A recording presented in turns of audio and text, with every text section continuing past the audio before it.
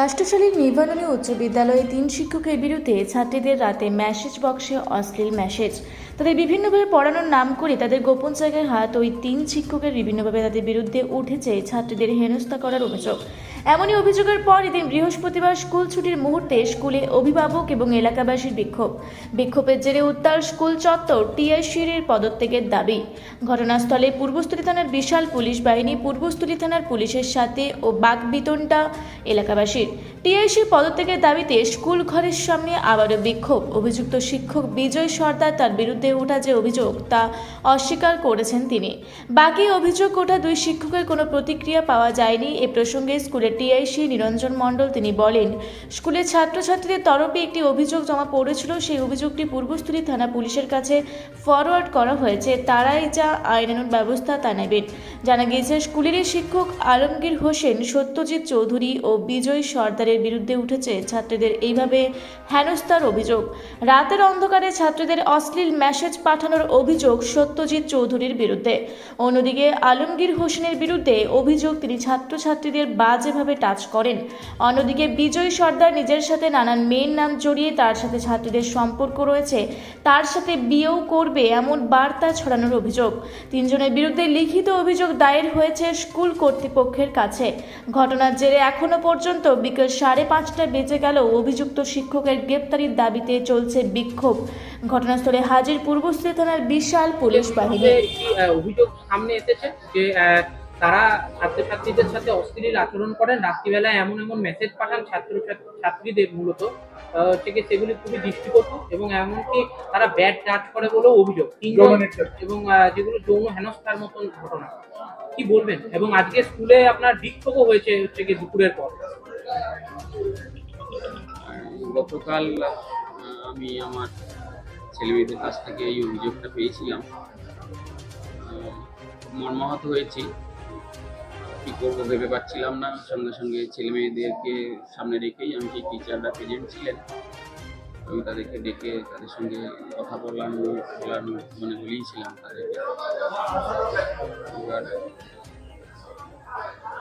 সেই পরিপ্রেক্ষিতে আমি সঙ্গে সঙ্গে আমার এমসিকে জানাই। আমার প্রেসিডেন্ট সাহেব আমার পাশে আছেন। প্রেসিডেন্ট সাহেব ইমার্জেন্সি মিটিং দিয়ে আজকের আমাদের 3:30 একটা মিটিং অ্যারেঞ্জ করেছিলাম আমরা স্কুলের তরফ থেকে, যে কী পদক্ষেপ নেওয়া যায়। আমি ফোন মারফত আমার এসআই সাহেবকে জানিয়েছিলাম ব্যাপারটা, আমার উদ্বোধনে উনিও এসছেন।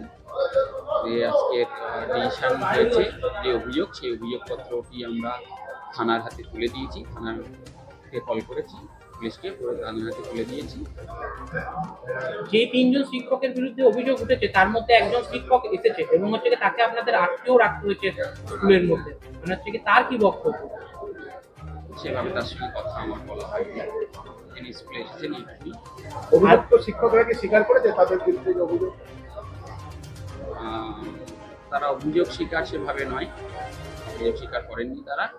এবার সেটা সময় সাপেক্ষ বা তদন্ত ব্যাপার। আমার কাছে যেটা এসেছিল আমি সেটা পুলিশকে জানিয়ে দিই। তাহলে তারা কালকে ক্ষমা চাইলো কেন?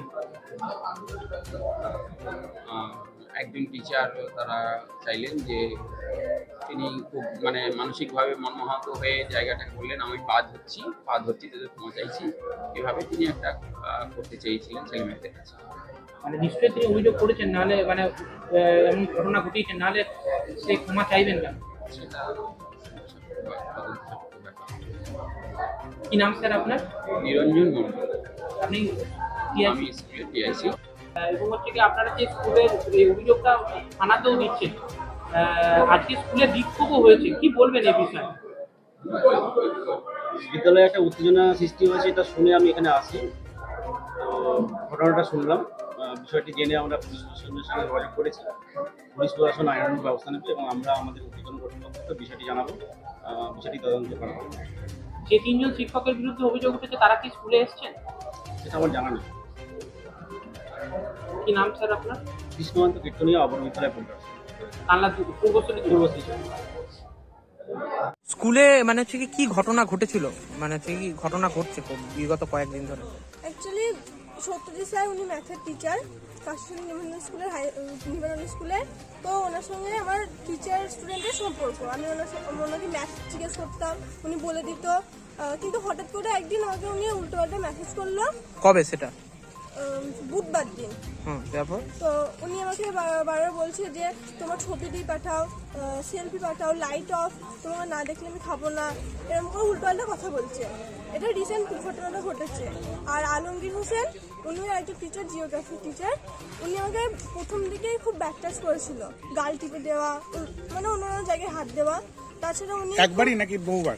বহুবার উনি ম্যাপ পয়েন্টিং করায়, হাত চেপে ধরে, এমনকি খুব বাজে বাজে কথাও বলে, ডবল মিনিং কথা বলে। পড়ানোর উনি পড়াই ভালো, কিন্তু ওনার মানে বোঝানোর টেকনিকটা খুব ডবল মিনিংয়ে, খুব বাজে। আচ্ছা। তো আমরা পূর্বস্থলী থেকে অত্রি চক্রবর্তীর রিপোর্ট, রূপসী বাংলা মিডিয়া।